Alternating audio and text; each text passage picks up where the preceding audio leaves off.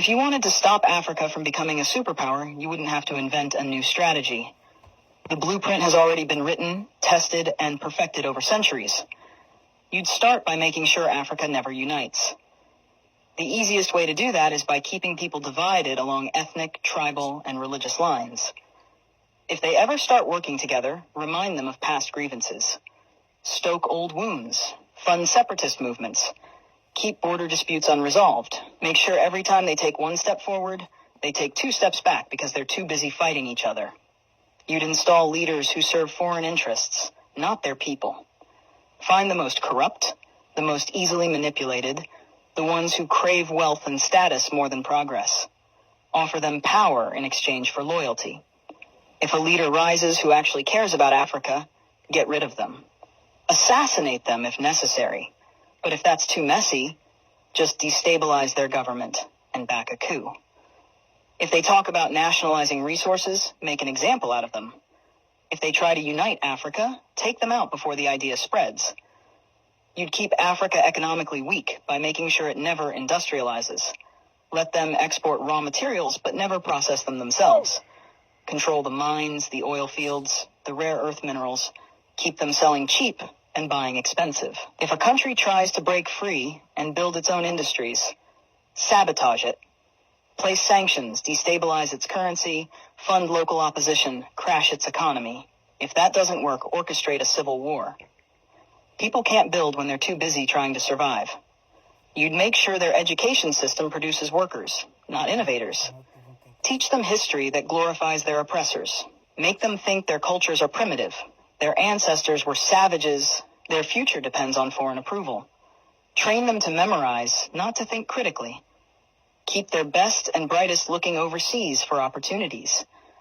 Make them dream of escaping Africa rather than fixing it. Offer scholarships that take their top minds to the West and never encourage them to return. Let the continent keep training doctors and engineers only for them to go enrich other nations. You'd control their narratives. Own their media, control their stories, dictate their image to the world. Make them believe they are corrupt, hopeless, eternally in crisis. Flood their screens with poverty porn and war zones. Show them charity ads that make them believe they are helpless without foreign aid. Downplay their successes. Twist their victories into isolated incidents. If an African country develops a groundbreaking innovation, credit a foreign investor. If an African leader implements a successful policy, frame it as an anomaly rather than proof of competence.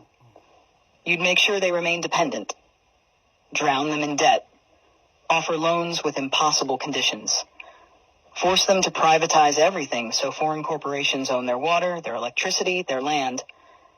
When they struggle, give them just enough aid to keep them alive, but never enough to make them self-sufficient.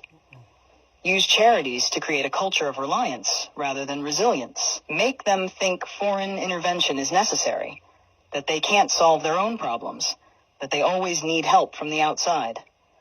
You'd suppress their military strength. Keep their armies weak, their defense industries non-existent. Sell them weapons to fight each other, but never let them develop high-tech military technology. If a country tries to build a strong defense system, accuse them of being a threat to stability. Make sure they always need foreign peacekeepers, foreign military bases, foreign advisors controlling their security. Keep them vulnerable to invasion, coups, and foreign interference. The formula is simple. Divide, corrupt, exploit, miseducate, control. Keep them fighting each other. Keep them looking outside for solutions. Keep them poor, dependent, insecure. Make sure every attempt to break free is met with resistance so strong that the next generation thinks twice before trying again. This isn't a theory. It's history. The real question isn't how to stop Africa from becoming a superpower. It's how Africa can break the cycle despite every effort to keep it down.